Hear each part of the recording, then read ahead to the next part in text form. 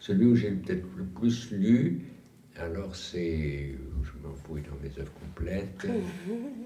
Citez-moi un autre titre. Alors, je vous cite un autre titre. Ah oui, Frères du précédent. Frères du précédent, Frères oui, du précédent. Là, il y avait est très documenté. Voilà, là, il y avait un motif tout à fait personnel. C'est que j'avais une relation, le mot est faible, extrêmement difficile avec mon frère aîné, surtout dans les dernières années. Et j'ai appelé Frères du précédent, ça je le raconte, parce que dans nos ancêtres, qui étaient des notables, si vous voulez, donc avaient eu le privilège de figurer dans le grand Larousse du 19e siècle, et ils marchaient toujours par deux, c'était deux frères, comme mon frère et moi. Donc il y avait l'aîné, qui avait une notice assez longue, et le second, qu'on mettait frère du précédent.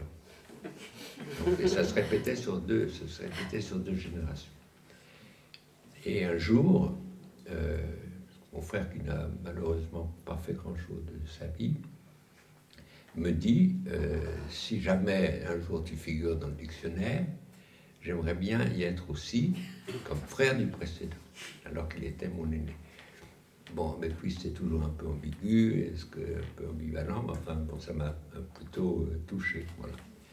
Donc, j'ai voulu explorer ce qu'était la relation fraternelle. Là, j'ai lu pas mal pour trouver d'autres couples de frères. Il y en a beaucoup, et depuis, j'en ai retrouvé d'autres, d'ailleurs.